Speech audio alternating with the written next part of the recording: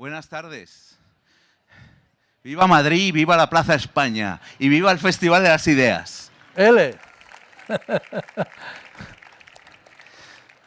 Pues nada, aquí estás, Javier Cercas, en este acontecimiento que preparamos con mucho cariño desde el Círculo de Bellas Artes y la Fábrica y que no deja de sorprendernos pues lo que gracias a este público maravilloso de esta ciudad, que parece que estaba pidiendo a gritos salir a la calle a escuchar conversaciones interesantes. Yo siempre digo que no hay mayor espectáculo en el mundo que dos personas inteligentes hablando. En este caso solo hay una, pero bueno, ustedes me perdonarán.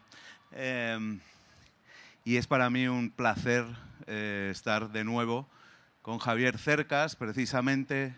Acabamos de publicar un libro juntos, 10 horas con Javier Cercas, 1 hora más, vamos a hacer ya 11, podríamos hacer una segunda parte del libro, pero también Javier está aquí hoy porque hemos titulado esta charla Laberintos de fe en el ateísmo, gracias a ese maravilloso libro que acaba de publicar, no porque ya llevas meses con él, pero que es su último libro, que es El loco de Dios en el fin del mundo. En El loco de Dios en el fin del mundo me dio muchas cosas que pensar. Vamos a hablar de él ampliamente, pero sobre todo me dio que pensar en cuestiones de fe y en cuestiones de cómo un ateo pertinaz y rocoso, como se confiesa él a principios del libro, puede vivir con la contradicción también, o de preguntarse si un ateo como él no es acaso un católico por haber crecido y haber sido educado en una fe que yo creo que tampoco nos abandona del todo en la vida, ¿no? Pero Javier, bueno, primero quiero que digas cómo te sientes en un festival así y luego empezamos a hablar de estas materias de la fe y del descreimiento y del viaje que has hecho al Vaticano tan tremendo. Estoy encantado de estar aquí, porque yo por esta plaza corro por las mañanas. Y correr es pensar. Sí. ¿Verdad? Entonces, pero está vacía la plaza. Me parece increíble que esto esté así, lleno, tanta gente, me parece algo extraordinario. En fin, no tengo palabras. No tienes palabras, o sea que te las voy a sacar. Bueno, ¿qué pasó ese día que tú estabas en un festival de literatura en Italia y de repente un señor quería verte? A ver, sí, yo quiero contar un poco de cómo nace este libro, porque es un poco singular. ¿Cómo nace y qué tipo de libro es? Porque es un poco especial. La aventura esta empieza en mayo del año 23. Efectivamente en Turín, en el Salón del Libro de Turín, que es como el gran acontecimiento literario en Italia. Yo estaba, después de un acto como este, estaba firmando libros y cuando se acercó a mí mi editora italiana y me dijo: Javier, hay una persona del Vaticano que quiere hablar contigo. Yo pensé, ¿el Vaticano? Alguien ha dicho por ahí, ha escrito que esto era como el principio de una novela de espías, y es verdad. Bueno, el caso es que acabé de firmar los libros y fui a ver a esta persona que se llama Lorenzo Fazzini. Lorenzo Fazzini es el director de la editorial del Vaticano. Ahora es un personaje del libro y amigo mío. Y este señor, a quien yo no conocía, claro, me dice: mire, señor Cercas, el Papa Francisco viaja a Mongolia, a un país de tradición budista, con menos de 1.500 católicos, o sea, nada. Viaja a finales de agosto, principios de septiembre, y habíamos pensado que usted podría acompañarlo. Nosotros le facilitaríamos el viaje, nosotros le abriríamos las puertas del Vaticano, usted podría hablar con quien quisiese, preguntar lo que quisiese, hacer lo que quisiese y al final escribir lo que quisiese. Un ensayo, una crónica, una novela, lo que usted quisiese. Y me advirtió muy pertinentemente, La advertencia es importante. Me dijo, mire, esperamos que le interese porque esto es la primera vez que lo hace el Vaticano, la primera vez que el Vaticano abre sus puertas a un escritor. Entonces yo lo escuché perplejo, totalmente perplejo, atónito, y cuando acabó de hablar, lo primero que recuerdo haberle dicho es, ¿pero ustedes no saben que yo soy un tipo peligroso? Fazzini dice que en realidad lo que le dije fue peor, que le dije, ¿pero ustedes se han vuelto locos o qué? En el Vaticano. Y en realidad lo pienso y me parece razonable haber dicho eso, me parece lo natural.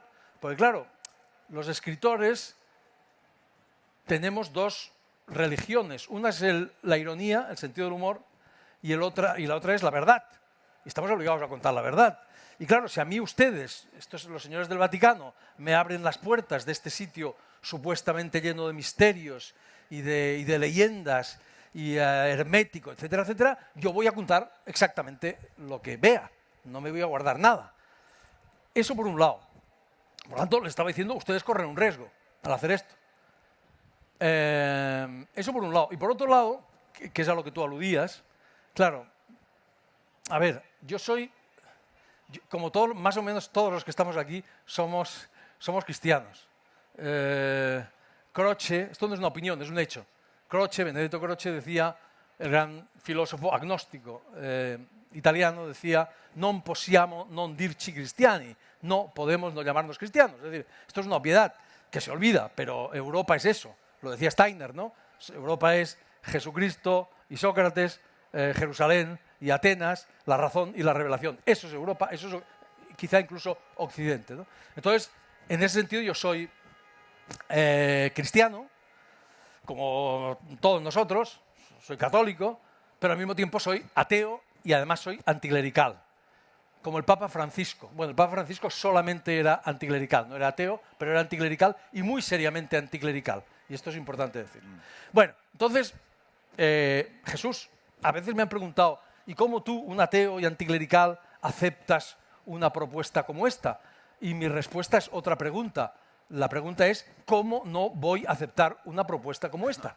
O sea, es un disparate no aceptar una cosa así. Es decir, la Iglesia Católica, el catolicismo, el cristianismo han sido absolutamente determinantes en los últimos 2000 años de historia. Desde todos los puntos de vista, político, cultural, ético, en todos los sentidos ha sido absolutamente determinante. Entonces, si a mí me abren las puertas de este sitio, obviamente yo voy a decir que sí. Eso por un lado. O sea, habría que estar loco para decir que no. Eso por un lado. Y por otro, Jesús, y esto es muy importante para explicar, bueno, el libro finalmente es una, como otros libros míos que tú conoces muy bien, es una mezcla de cosas, ¿no? Para mí la novela, como género, es un banquete con muchos platos. Así la inventó este señor que se llamaba Cervantes y así intento practicarla yo. La novela, este libro es una mezcla de cosas, es una mezcla de, en parte es una crónica de un viaje a Mongolia, que es un sitio muy exótico, pero sobre todo es una crónica de un viaje al Vaticano, que es mucho más exótico que Mongolia. También es un ensayo, si ustedes quieren, sobre el cristianismo, sobre el catolicismo, sobre la Iglesia hoy día. También es, si quieren, una biografía o un ensayo biográfico del Papa Francisco, ¿no? Es una autobiografía de un tipo normal y corriente, como la inmensa mayoría de nosotros, es decir, españoles, europeos, occidentales, gentes educadas en el cristianismo, en el catolicismo, en la fe. Mi familia era muy católica, mi familia es muy católica, mi madre, mi padre, o era, porque murieron. Mi educación ha sido muy católica, mi país, nuestro país, es un país de tradición católica, etcétera, etcétera. Pero yo perdí la fe a los 14 años, en la adolescencia, como la inmensa mayoría de nosotros, etcétera, etcétera. Alguien ha dicho, se ha escrito de todo este libro, han dicho que es un tratado de teología escrito por un ateo, es muchas cosas el libro. Finalmente, para mí es una novela, antes que nada. Una novela sin ficción, todo lo que se cuenta aquí es ficción. Yo no podía inventarme una cosa tan increíble como el Vaticano o como las cosas que pasan allí. Es una novela, porque la novela tiene esta extraordinaria capacidad de integrar todos los demás géneros, ¿verdad? Y de trascenderlos. Ahora bien, por un lado está, y acabo, hay una propuesta increíble, inédita, que no le habían hecho a nadie y que a mí me toca la lotería, y me la hacen a mí. Hay muchas hipótesis, me han preguntado muchas veces ¿por qué a ti? Y hay muchas hipótesis por ahí. A mí la que más me gusta es que ha sido el Espíritu Santo, que iluminó al Vaticano, porque esto ha sido una suerte inmensa. Bueno, da igual. El caso es que hay, por un lado, una oportunidad y por otro lado hay una necesidad. Mejor dicho, hay una pregunta, porque en todas mis novelas, como tú sabes muy bien, parten de preguntas, porque todas las novelas parten de preguntas. Y aquí la pregunta está muy clara, es decir, a mí cuando me hacen esta propuesta, el mismo día en que me hacen esa propuesta, en lo primero que pienso es en mi madre. Mi madre era una mujer seriamente creyente, seriamente católica, seriamente creyente. En algún momento del libro se dice que si se compara la fe de mi madre con la del Papa Francisco es más bien dubitativa, precaria. Una mujer seriamente creyente. Y cuando mi padre murió, ella había vivido toda su vida con él, lo conocía desde que era una niña, cuando mi padre murió lo que ella decía es que iba a verlo después de la muerte. Y esto no lo decía porque mi madre fuera una señora excéntrica, rara, y tuviese ideas propias.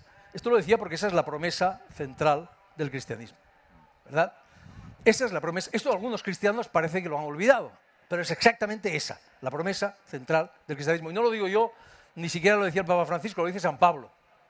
San Pablo decía, nosotros resucitaremos porque Cristo resucitó, y si Cristo no resucitó, vana es nuestra fe. O sea, nuestra fe no sirve para nada. O sea, o eso o nada. Eso es el corazón del cristianismo. Bueno, entonces cuando recordé eso, inmediatamente supe de qué iba a tratar este libro, que es de lo que finalmente trata. Este libro trata de un loco sin Dios, yo, educado en la fe, que ha perdido la fe, que va a buscar al loco de Dios. El loco de Dios, obviamente, era Francisco, el Papa Francisco. El Papa Francisco fue el primer papa de muchas cosas, el primer papa latinoamericano, el primer papa jesuita, pero también fue el primer papa que se llamó a sí mismo Francisco, como Francisco de Asís. Y Francisco de Asís, como ustedes recordarán, se llamaba a sí mismo el loco de Dios. Bueno, pues el loco sin Dios que va a buscar al loco de Dios, incluso hasta el fin del mundo, o sea, a Mongolia, para hacerle esa pregunta a la vez elemental y clave, fundamental, básica. La pregunta de un niño, ¿verdad? La pregunta que haría un niño, que son las preguntas más difíciles de contestar y las más importantes. ¿Mi mamá va a ver a mi papá después de la muerte? Bueno. ¿Sí o no? Para escuchar la respuesta del Papa, que es la única persona, para un católico, obviamente, autorizada a responder esa pregunta, para escucharla y para llevársela de vuelta a mi madre. Tú sabes, Jesús, y acabo ahora sí, tú sabes que todas mis novelas son... No me lo creo. ¿El qué no te crees? Acabar. ¿Qué vas a acabar? Pero acabo hay de que verdad. tener mucha fe para creer. Acabo de verdad. Vale, no, pero todas... sigue, que yo estoy encantado. No, acabo ya, de verdad. Ya no hablo más. No, Qué broma. Todas mis novelas, y todas las novelas que a mí me importan de verdad, desde El Quijote, que es la que más me importa, para acá, todas son, y las mías desde luego, todas son a su modo novelas policiales. Todas. Porque en el corazón de todas hay un enigma y alguien que quiere descifrar ese enigma. Y eso es, obviamente, la esencia del género policial. Bueno, y en esta novela está muy claro. La diferencia es que en esta novela el enigma es el enigma de los enigmas. Es decir, el enigma central del cristianismo, es decir, el enigma o uno de los enigmas centrales de nuestra civilización, es decir, la resurrección de la carne y la vida eterna. De eso habla este libro. No, y para cuestiones de fe, precisamente en un ateo como tú, que tienes una fe... Yo siempre he creído que ser ateo lo que implica es realmente tener fe en muchas otras cosas más allá de Dios. O sea, que somos realmente gente con mucha fe. Y tú eres un hombre con una fe tremenda en muchas cosas. Por ejemplo, la literatura. Tú eres un fanático de la literatura. Peligroso. Peligroso.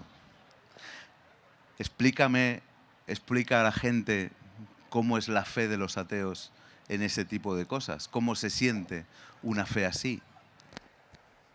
No, ¿Cómo da sentido a la vida una fe así? Es que hay una cosa muy curiosa aquí, que yo he entendido Entendí hace unos años y he acabado de entender con este libro. Lo que he acabado de entender es lo siguiente. De algún modo yo cambié la fe. Yo era un chaval muy creyente.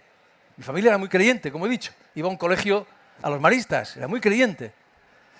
Y lo que he entendido, esto lo expliqué la primera vez en el Vaticano, precisamente, es que yo cambié la fe en Dios por la fe en la literatura. Pasó lo siguiente, esto lo cuento del libro. Yo nací en un pueblecito de Extremadura que se llama Ibahernando. Mi familia, yo viví toda la vida en Cataluña, en Gerona, pero nací en ese pueblo, en ese pueblecito, entonces cada año volvíamos a veranear, ¿no? Como hacen la inmensa mayoría de los españoles, que tienen pueblo, ¿verdad? Volver al pueblo a veranear. Entonces un verano,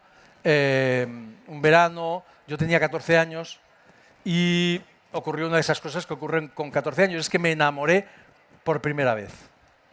Y me enamoré como un berraco, como uno se enamora a esa edad. Y entonces, claro, cuando volví a Gerona, a 1000 kilómetros de distancia, estaba desesperado. La chica se había quedado allá, estaba desesperado, quería morirme, en realidad lo único que tenía ganas era de colgarme el cimborrio de la Catedral de Gerona. Bien, la situación era muy seria y, bueno, fui a buscar para solucionarla el libro más serio que encontré en casa. Con tan mala fortuna que resultó ser San Manuel Bueno Mártir, de Don Miguel de Unamuno. Ya está la gente asintiendo, porque esto le ha pasado a mucha gente, estoy descubriendo. San Manuel Bueno Mártir, quienes no han leído este libro, que serán muy pocos en esta, ¿verdad?, asamblea, les recordaré que es la historia de un sacerdote que pierde la fe y, pese a ello, sigue predicando a sus feligreses porque piensa que sin ella estarán perdidos. Bien, pues hasta aquel momento yo, Jesús, había sido un chaval estupendo. Chaval muy católico, modélico, buen estudiante, deportista, etcétera, etcétera. Bien, leí aquel libro... Como ahora, Javier. Bueno, no, pero entonces lo era de verdad, ahora finjo serlo. Entonces, leí ese libro y además leí todo Unamuno inmediatamente y perdí la fe, empecé a fumar, empecé a beber cerveza y entré en una especie de caos mental del cual todavía, honestamente, no he salido. Bueno, esto lo digo en broma, pero lo digo en serio. Es decir, a partir de aquel momento todo cambió. Todo cambió. Es decir, yo hasta aquel momento había sido un lector, pero leía por entretenimiento. Leía para divertirme, leía por placer. La literatura, antes que nada, es un placer. Esto es lo primero, como el sexo, ¿verdad? Pero también es una forma de conocimiento, como el sexo, igual que el sexo. Por eso cuando alguien, tú sabes, me dice que no le gusta leer, lo único que se me ocurre es darle el pésame, acompañarle el sentimiento. Es alguien que no le gusta. Hablas de María Pombo ahora. No sé ni quién es María Pombo, pero sí, por ejemplo, da igual, la que sea. Vale. Bueno, entonces, hasta ese momento leía así, leía de esa manera ingenua, fantástica. Esto del sexo lo dijiste en la academia y provocaste un temblor entre todos aquellos señores que tenían de 80 para arriba, que es épico. Porque son jóvenes, son de la juventud. Jóvenes de espíritu, pero el cuerpo no les respondía. Se me había olvidado. No les respondía, sí, yo estaba allí y me acuerdo. Bueno, paréntesis, dale. Paréntesis, vale. Claro. No, entonces todo cambió. Es decir, eras un buen chaval. Sí, no, a partir de ese momento empecé a leer eso en busca de conocimiento. En realidad, lo que hice fue, esto lo he entendido con el tiempo, cambiar, es decir, ir a buscar a la literatura las certezas, las seguridades, la serenidad, las respuestas que hasta aquel momento había encontrado en la religión, ¿verdad? Por supuesto, esto era un error, porque la literatura, la auténtica literatura, no te da respuestas, lo que te da es más preguntas, ¿verdad?, más inquietudes. Solo que cuando descubrí eso ya era tarde. Entonces, para mí, de algún modo, la literatura y la fe, o la pérdida de la fe, están unidas. Y yo creía... La pérdida de la fe en Dios. En Dios. Es que esa es la fe. Claro, luego puedes tener fe en el género humano, puedes tener fe en la cerveza, pero la fe es esa. Ya, pero esa es la fe porque tiene un copyright, pero bueno, yo creo que la fe se puede expandir a otras cosas. Sí, pero fe es fe La fe religiosa ¿Cómo es se distinta de nota la que fe. acabas de entrar en la academia? Porque este es un defensor ahora de los significados que pone en el diccionario. Sí, pero estamos hablando de cosas distintas, ¿no, Jesús? Es decir, no, fe, claro, puedes tener fe en muchas cosas. Puedes tener fe en el deporte, está bien. O en la literatura, está bien. Pero la fe religiosa es otra cosa, es creer en aquello que no ves. Es otra cosa, completamente distinta. Yeah. O sea, el de San Manuel Bueno Mártir, el libro lo ves, lo lees, lo experimentas, tal. Pero la fe, en el sentido fuerte, religioso de la palabra, es una cosa distinta. Es una cosa muy bestia. Sí. Es una cosa muy bestia, a ver si nos aclaramos. Es La una fe de locura. la fe de tu madre. Claro, es una locura total. Una locura absoluta, no lo digo. O sea, es una evidencia. La resurrección de la carne y la vida eterna. ¿Pero qué es eso? Es un escándalo.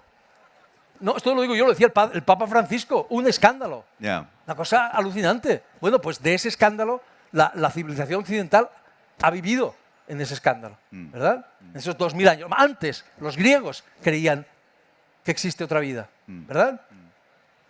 Entonces, no es una broma. Esto, o sea, fe en... Sí, la fe religiosa es otra cosa. Es una cosa muy chiflada, que es de la que habla este libro. Esa fe está ligada a una soberbia natural del ser humano, es decir, que tiene que haber vida más allá de la muerte por soberbia, Yo creo que es al por contrario. egocentrismo. Yo creo que es debilidad. Es por miedo. Sí. Es decir... ¿Es más fuerte el miedo que el ego en ese aspecto? A ver, esto es muy complicado, no sé, yo no soy teólogo, pero yo creo... A ver, hay algo elemental. El ser humano quiere persistir en su ser. Las cosas quieren persistir en su ser. Creo que estoy citando a Spinoza. Y esto es así. Nosotros queremos persistir en nuestro ser. La muerte, a mí no me gusta. ¿A ustedes les gusta? Estamos en contra, como Woody Allen dice. Yo estoy en contra. Yo estoy en contra. Sí, hay gente que me dice, bueno, hay que resignarse. Pues no sé. No sé, a mí... Pues no me sale. A mí no, me jode. O sea, no, lo digo en serio. No me apetece. Y vamos a decir una cosa que es muy seria. Es decir, yo fui, para apartarme de la fe, aparte de Unamuno, hubo autores fundamentales que, por cierto, están también en este libro, como Nietzsche, que a mí me fue muy útil. Luego, para escribir este libro, he vuelto a los libros suyos que tenía en casa, que son todos, y estaban todos subrayados, anotados, de todo. Con lo cual me ha sido muy fácil escribir determinadas cosas.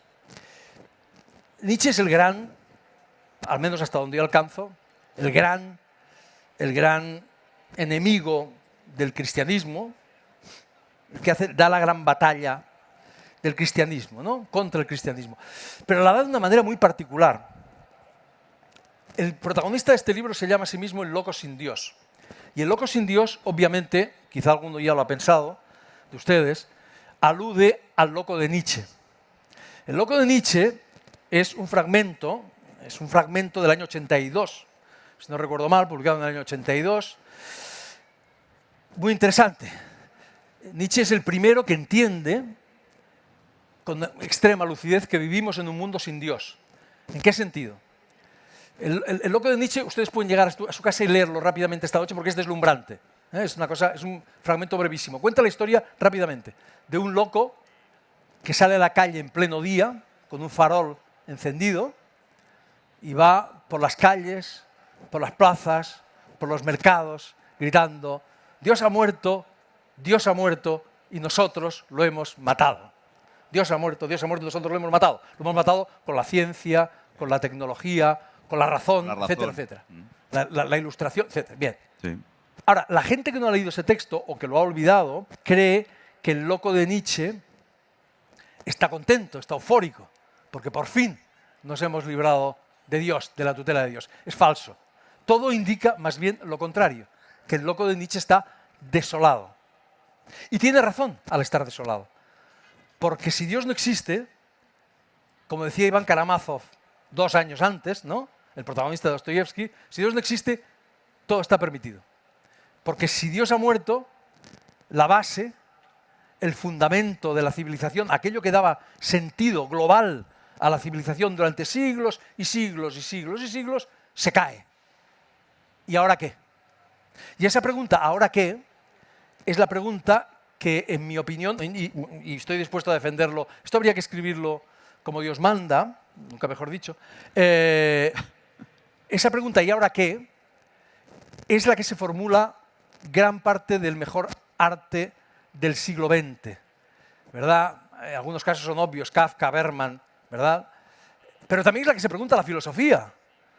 Ustedes recuerdan el libro, el texto, la conferencia de Steiner, de George Steiner, que se titula La nostalgia del absoluto. Steiner dice, ¿te acuerdas? Steiner dice, claro, Dios ha muerto, es decir, la explicación global que ofrecía el cristianismo se ha caído, y ¿ahora qué? Y han venido algunas iglesias, Sí. las llama él, es decir, algunos sustitutos, algunos relatos que intentan sustituir que intentan ser sucedáneos de ese gran relato. El marxismo, el psicoanálisis, la antropología estructural, etcétera, etcétera. Pero no han funcionado, eso está claro ya, ¿verdad? ¿Y ahora qué? Y ese no funcionar de esos grandes relatos globales que lo explican todo es lo que Lyotard llama la condición posmoderna. Pero la pregunta sigue siendo, ¿y ahora qué? ¿Verdad? ¿Y ahora qué? Entonces, el narrador de este libro es todo cierto, lo que se cuenta es todo cierto, incluido que me quedo encerrado en un ascensor de Ulan Bator a 16 pisos. Todo es verdad, pero al mismo tiempo el narrador de ese libro no es exactamente yo, es una especie de... Este loco sin Dios es una especie de versión o declinación de mí mismo. Y al final del libro no digo nada más. Se ha quedado esta gente. No, al final del libro creo que hay una cierta... Se ha quedado esta gente. Hay una cierta nostalgia de sentido. No, te iba a preguntar, no eso del final, pero sí una conclusión personal. Es decir, cuando te hacen esta propuesta loca, es verdad, ¿qué les ha pasado? Para venir a ti, que yo también me recuerdo que te llamé diciendo que te odiaba, porque claro, sí, todos estamos deseando entrar ahí para ver qué pasa, ¿no? Esa frase increíble que dice Churchill sobre Rusia, que es un acertijo, refiriéndote al Vaticano, dices que es un acertijo envuelto en un misterio dentro de un enigma, ¿no? Que eso para un escritor es impresionante. Está claro que tú de ese viaje no te han convertido, es decir, sigues siendo un ateo pertinaz todavía. Pero ¿crees o te has lavado quizá algún prejuicio, alguna telaraña y tienes una opinión distinta de lo que es la Iglesia? Completamente. O sea, a mí es muy fácil, la respuesta esta es muy fácil. A mí este libro me ha cambiado la vida por completo. De arriba a abajo. A ver, un libro que no te cambia... vas a acabar creyendo en Dios. Un libro que no te cambia la vida no puede ser un buen libro. Yeah. Un libro es una aventura. Una aventura que no te cambia la vida no es una aventura. La literatura es conocimiento. Un conocimiento que no te cambia no es conocimiento. Esto es evidente. Entonces, Jesús, el esfuerzo fundamental que yo he tenido que hacer para escribir este libro no es leer los libros que he leído y todas estas cosas, en fin, escribir las 400 y pico páginas que tiene, etc. El esfuerzo más serio, lo más difícil que he hecho para escribir este libro ha sido lo que hago para todos los libros, solo que en este caso era muchísimo más difícil, y es limpiarme la mirada de prejuicios. Sí, sí. Porque todos los aquí presentes, todos, estamos saturados de prejuicios sobre el cristianismo, la Iglesia, el Vaticano, etc. Todos, sin excepción. Todos. A favor, en contra, medio pensionistas, todos. ¿Verdad? Todo el mundo quiere saberlo todo sobre el cristianismo, porque nos han educado así, entonces todos queremos saberlo todo sobre el cristianismo, sobre la religión, sobre todos. Entonces, el esfuerzo ha sido llegar allí, limpiarme eso, y llegar allí, al corazón de la Iglesia, al Vaticano, sin prejuicios, averiguar qué es lo que realmente ocurre allí. ¿De qué carajo están hablando hoy? ¿Qué es lo que realmente dice hoy la Iglesia Católica? ¿Quiénes son los que la llevan? ¿Quién era este señor que estaba al frente, que se llamaba Francisco, etcétera, etcétera, etcétera, etcétera? ¿Qué quería hacer? ¿Qué quería hacer, etcétera, etcétera? ¿Y qué ha hecho y qué quería hacer? Lo hizo. Claro. Y lo hizo. Entonces, si tú haces este ejercicio, todo, absolutamente todo, es sorprendente. todo es exótico. Desde el principio, con esa propuesta que nunca habían hecho, cuando digo nunca, quiere decir nunca en 2000 años de historia, que venga un escritor y cuente lo que hay aquí, hasta el final. El final, si yo fuera creyente, creería que es un pequeño milagro. Entonces, todo es, no sé qué opinas tú, pero yo opino eso, todo es distinto de lo que yo me esperaba, absolutamente todo, desde la gente que está allí hasta las cosas de las que están hablando. He dicho que el Papa era anticlerical. Es verdad, no era una broma, es anticlerical. El Papa y la Iglesia hoy es anticlerical. Puedo explicar por qué. Todo es sorprendente, todo ha cambiado. Y además, vamos a decir una cosa que se la voy a decir a ustedes. En España, en particular, esto es así, que no se enfaden, no se asusten tampoco. En España, Jesús, padecemos, hay mucha gente, yo el primero, hasta escribir este libro, que padece una auténtica fobia contra la Iglesia Católica. Esto es así, es un hecho. Y tiene una explicación muy sencilla, que es la historia de este país. Sí. No solo la historia de este país, sino la historia de Europa, pero en particular la historia del país. Y ya no hablo solamente del franquismo, que era un régimen católico, nacionalcatolicismo, ¿verdad? Por lo tanto, es totalmente justificada esa fobia. Es que son años, siglos en los cuales hemos convivido con una iglesia catastrófica. Perdón, catastrófica. Catastrófica, así de Total. fácil. Total. Entonces, hay una fobia. Entonces, hay mucha gente, y yo el primero. Que se lo han ganado. Y se lo han ganado. Así de fácil. Se lo han ganado. Entonces, hay muchísima gente, yo el primero, y claro, la fobia, yo la justifico, no tengo la acepto, la entiendo, etcétera, etcétera. El problema de la fobia es que te impide hacer determinadas cosas. Te impide te impide entender determinadas cosas. Por ejemplo, una cosa muy sencillita que les voy a decir aquí, que decía Charles Péguy, el gran escritor francés. Decía, ahora ustedes van a decir, qué escándalo, pues esto es verdad. Decía Péguy, un escritor muy de izquierdas y muy cristiano, decía, no hay nada más opuesto al cristianismo que el espíritu burgués. Esto es una puñetera obviedad. No, en cambio, repito, no hay nada más opuesto al cristianismo que el espíritu burgués. En cambio, para nosotros, ¿qué ha sido la Iglesia Católica? Lo burgués. El poder, los ricos, la hipocresía, etcétera, etcétera, etcétera. Y esto es una obviedad. ¿Y saben por qué es una obviedad? Les voy a recordar, vamos a limpiarnos otra vez de prejuicios. Una cosa muy sencilla, que todos sabemos, pero todos hemos olvidado. Que es muy fácil. Jesucristo, este tipo que fundó la Iglesia Católica, que para los ateos es un personaje histórico y para los cristianos es el Hijo de Dios, Jesucristo, este tipo, era un peligro público. Era un tipo muy, muy, muy peligroso. Era un subversivo. Era un revolucionario. Era un tipo que decía cosas muy, muy, muy peligrosas. Yo no he venido a traer paz, sino espada. Decía, todo el mundo, todos los seres humanos, todos los hombres y todas las mujeres son iguales. En un mundo dominado por la esclavitud. Ahora mismo. Amaos los unos a los otros. Amaos los unos a los otros. Eso ahora mismo sigue. Un tipo que andaba por el mundo rodeado de lo peor, de lo peor, de lo peor. De tíos que no tenían donde caerse muertos. De prostitutas, de no sé qué. Eso es lo que es. El cristianismo era eso.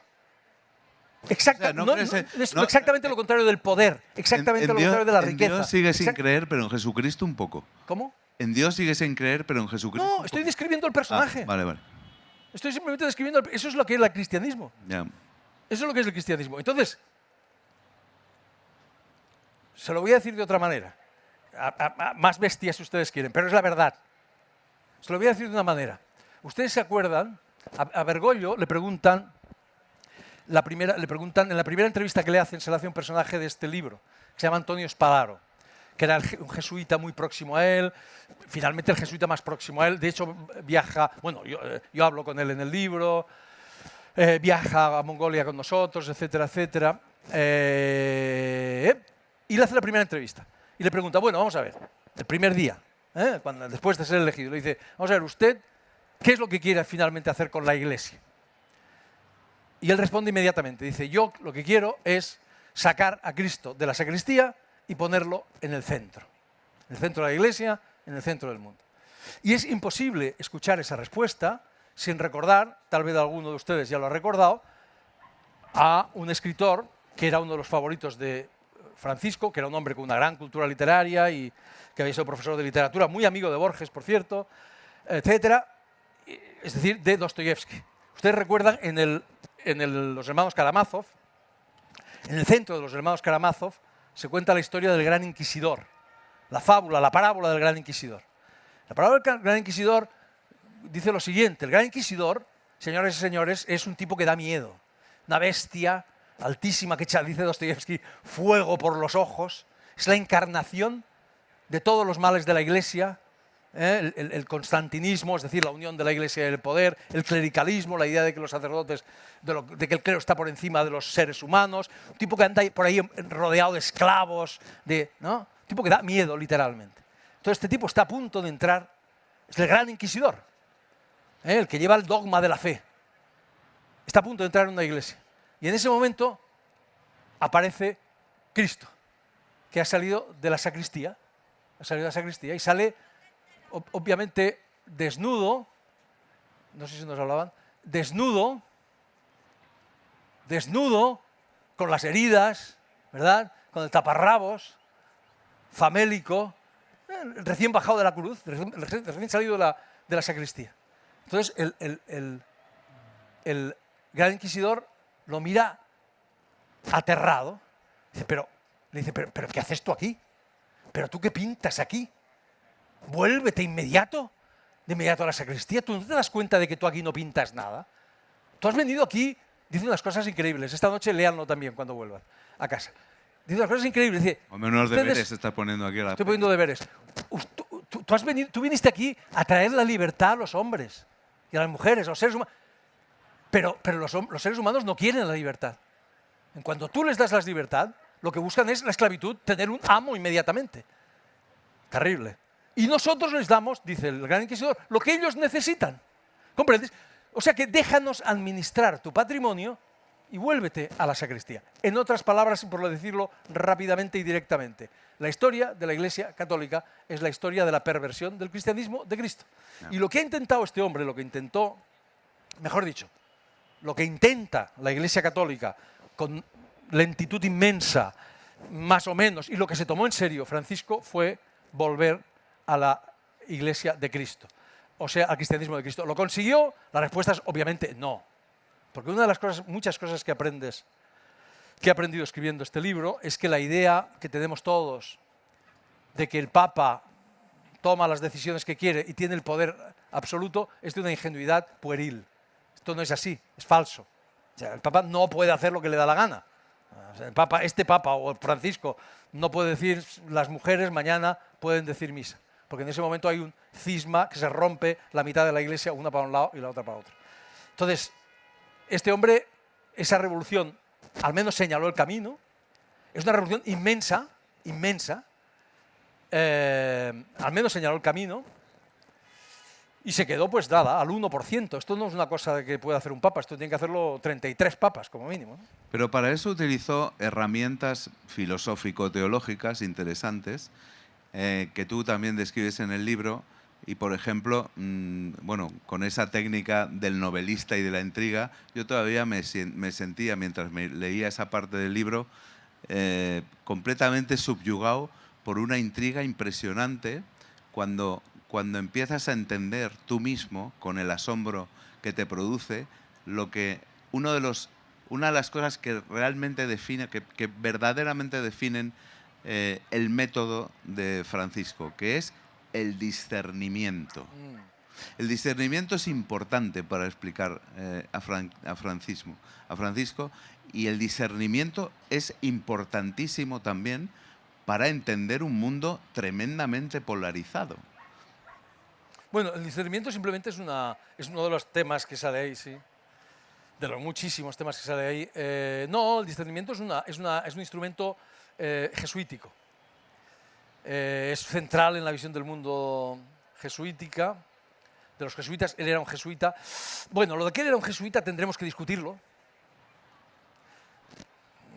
Esto lo dejo así, porque sí, él era un jesuita, pero cuando llega a ser papa, lleva 20 años sin hablar con los jesuitas. Yeah. O sea que Y ahí habría muchas cosas que decir.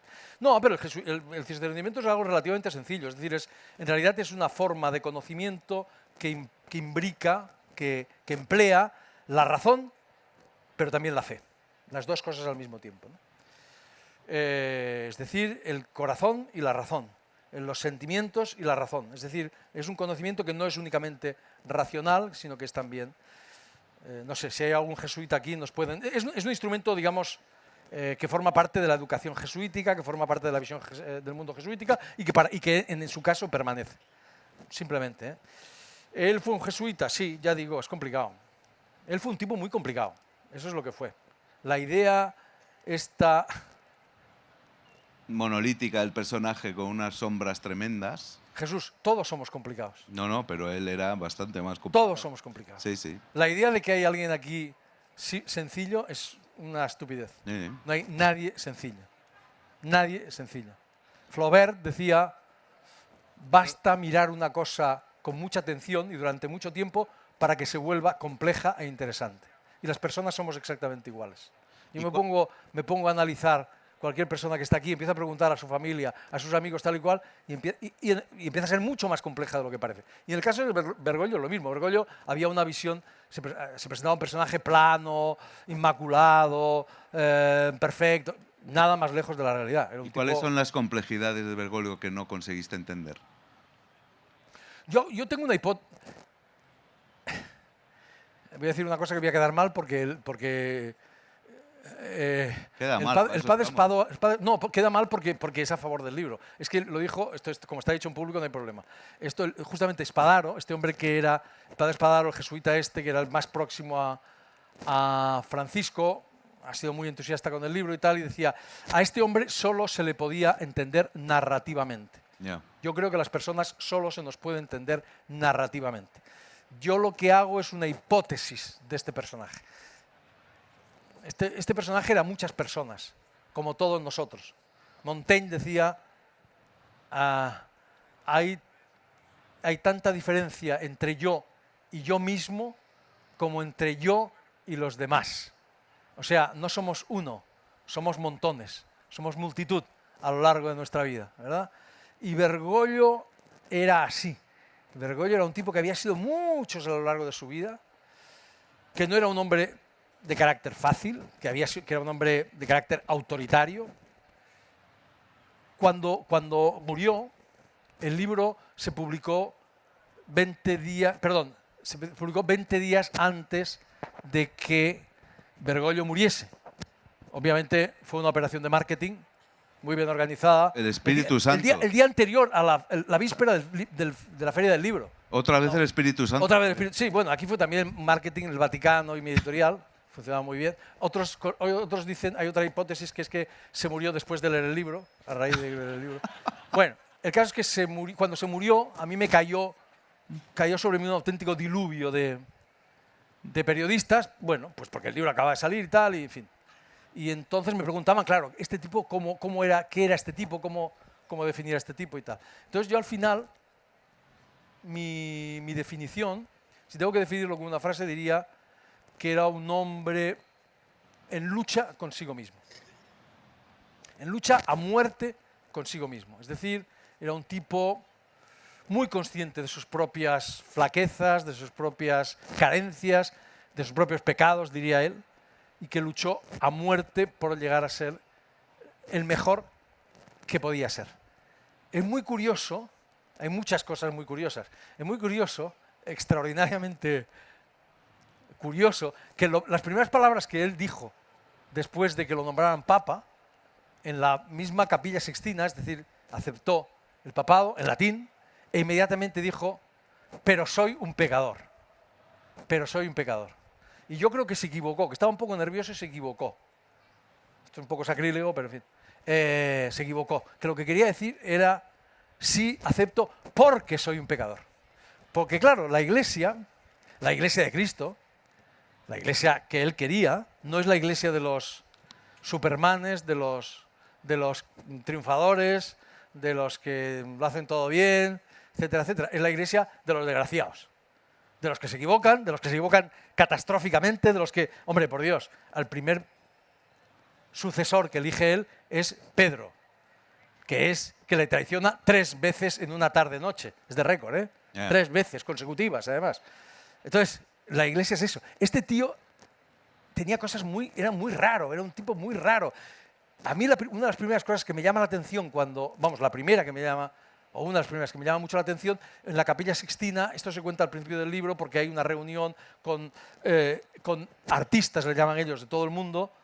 Esto lo han hecho todos los papas después de Pablo VI, una vez en su papado. Entonces a mí me invitaron, había gente de todo el mundo, todos izquierdosos, por cierto. Ken Loach, toda la izquierda internacional estaba allí. Y a mí me sorprendió extraordinariamente, y luego, claro, hablé con la gente del Vaticano y me decían, sí, a nosotros también nos sorprendió mucho. Porque este tipo, después de todos sus discursos religiosos, no políticos, no como el de Estado, acababa igual, acababa diciendo, les ruego que recen por mí. Claro, la gente dice, ¿esto qué es? El Papa pide a los fieles que recen por él, más bien es el Papa el que reza por nosotros, no nosotros por el Papa, ¿verdad? Era un hombre así, era un hombre muy consciente de eso, había tenido una vida muy difícil, había pasado por épocas fatales y, digamos, quizá una de sus grandes revoluciones fue esa, el hecho de presentarse como un hombre, como un tipo normal y corriente. Esto para mucha gente, este hombre fue muy perturbador, ¿eh? Esto hay que saberlo. De ahí ese titular al día siguiente un diario colombiano que dice argentino pero humilde. Pero modesto. Ese es el mejor titular de la historia del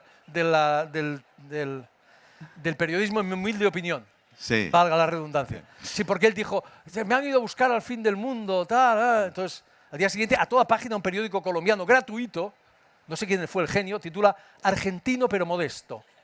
Entonces, no, ya se me olvidó lo que quería decir. Bueno, es que esto es tan genial que hay que decirlo. Bien, no, es que es un gran titular. Tenemos poquito tiempo, pero sí, yo quería hemos agotado la paciencia pero quería preguntarte por 3.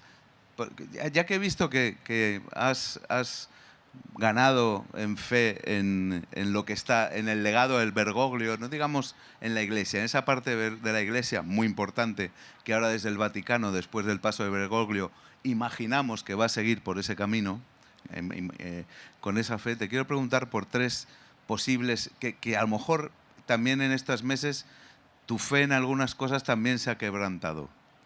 Por ejemplo, la democracia. ¿Por qué se va a quebrantar mi fe en la Quiero democracia? decir, por las amenazas que estamos sufriendo alrededor del todo el mundo. ¿Crees tú que podremos resistir tanto? Depende de nosotros. Democracia significa poder del pueblo, etimológicamente. Política viene de polis en griego antiguo, ¿no? La polis era como la ciudad, un poquito más grande que la ciudad-estado. Digamos. Esto da mucha fe en la democracia.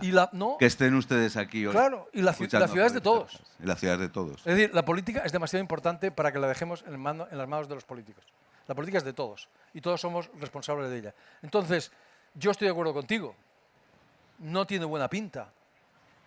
O sea, en el bastión de la democracia, la primera democracia de la historia, el modelo de la democracia, está en manos de un individuo que no cree en la democracia.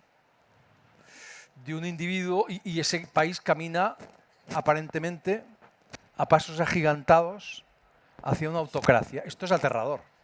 O sea, yo no me lo creo, yo he vivido en ese país. Un país que tiene muchas cosas malas, pero tiene cosas buenísimas. Yo no doy crédito a lo que está ocurriendo.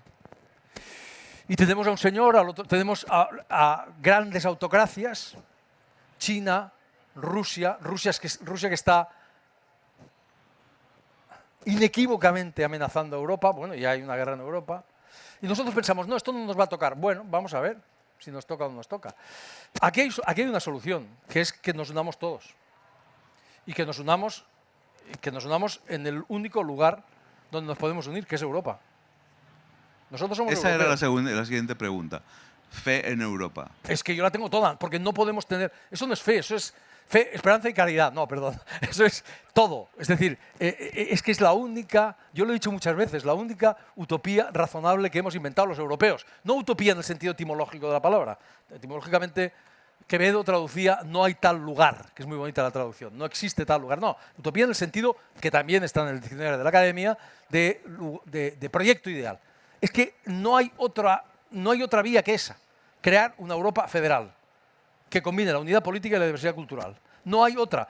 O sea, los europeos es que se nos olvida todo y hay que volver a lo elemental. Europa nos hemos pasado la vida 1000 años matándonos entre nosotros. Esto es la historia de Europa. El deporte europeo, por excelencia, no es, como creen los norteamericanos, el fútbol, es la guerra. Ese es el deporte europeo por excelencia. Nosotros, querido Jesús, tú y yo, pertenecíamos a la primera generación de europeos que no había conocido una guerra. Mi padre había conocido una guerra, mi abuelo había hecho la guerra, mi bisabuelo había hecho la guerra, mi tatarabuelo, etcétera, etcétera. Esto era la historia de Europa. Y hemos encontrado una cosa en la que habían soñado algunos visionarios, como Victor Hugo y como algún otro, ¿verdad?, que es crear una Europa unida. Una Europa que respete la diversidad, pero que se una políticamente en todos los sentidos. Esa es la única solución que tenemos. Si no, no vamos a pintar absolutamente nada. Si no, es la única forma de preservar la paz, para empezar, la prosperidad. Somos un lugar más próspero junto con los Estados Unidos, Australia y alguno más del mundo. Y la democracia. Solo se pueden preservar si nos unimos. Pero hay que crear una Europa unida de verdad. No esta Europa confederal que tenemos desunida, que cuando hay que hablar con Trump, pues unos hablan por aquí, los otros hablan por allá, y unos negocian con Putin y los otros no sé qué, y cuando hay un problema en Canarias el problema es de los españoles, y cuando hay un problema los letones entran los aviones de Putin, pues nosotros decimos que esto es cosa de los letones y que allá se apañen porque esto no es cosa nuestra. Es decir, una Europa de verdad. Es que no hay otra solución. Esto no es fe, esto es una necesidad absolutamente urgente, porque si no, esto tiene muy mala pinta. Y dentro de esa fe también, por último, España. España, ¿qué quieres que te diga? Es que España es una parte de Europa. Además que has leído, es que has leído uno a uno. A quien le dolía España cada mañana, se levantaba un dolor de España terrible, ¿no? No. En la Plaza de España tienes que hablar de España, amigo. No, es lo mismo que digo de Europa, lo digo de España. O sea, estamos aquí encerrados en peleitas. Estamos aquí encerrados en peleitas, pero el otro creadas por, deliberadamente, tengo que decirlo. A nuestra clase política le interesan las peleas. Si uno lee los medios de comunicación o si uno ve la televisión, si uno escucha el Parlamento, si uno entra en el Parlamento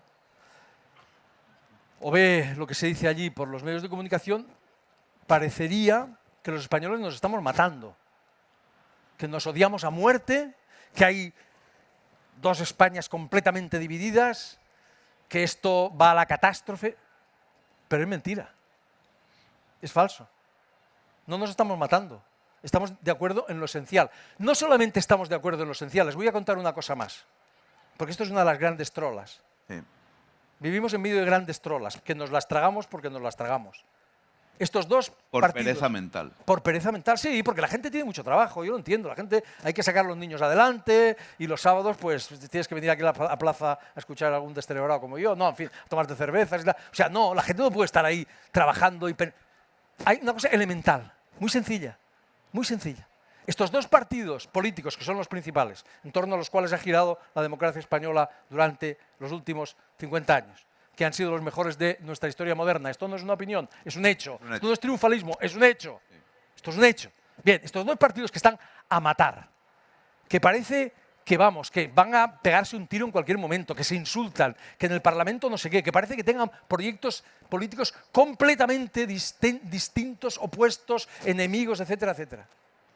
Estos dos partidos políticos llevan gobernando juntos durante décadas en Europa. Juntos. Y en Europa, como indican todos los estudios, ahí hay variantes, pero se decide entre el 70 y el 80% de las cosas que ocurren aquí. Se toman esas decisiones en Europa y las toman conjuntamente. ¿Verdad? Entonces, aquí hay una voluntad de crear esto que se llama ahora polarización, división, etcétera, etcétera. Una ficción completa. polarizadora. ¿Por qué? Pues porque les interesa. Y nosotros, como niños, pues nos la creemos. Pero no es verdad, no existe. Entonces, lo que tenemos que hacer es proteger la democracia de verdad y profundizarla de verdad. Y luchar contra algunas cosas que están matando la democracia, que la están perjudicando extraordinariamente, como por ejemplo esta partitocracia en la que vivimos. El poder de los partidos políticos es totalmente desmesurado y los partidos políticos no son organizaciones democráticas. Fuera, no lo son. Son organizaciones cesaristas, sectarias, etcétera, etcétera. Y la democracia significa participación del pueblo. La gente tiene que intervenir en la cosa pública, si no, no hay democracia. Entonces, o vamos hacia ahí, o esto tiene mala pinta. Y esto que vale para España, en realidad vale para Francia. Yo vengo de Francia, he estado esta semana pasada allí, y parece que se van a matar, ¿verdad? Y en realidad viven en un lugar privilegiado. Entonces, sobre todo esto de la polarización de España es algo inducido. Y es así. Y nosotros no debemos dejarnos engañar. Así de fácil. Esa es mi opinión. Un aplauso para Javier Cercas.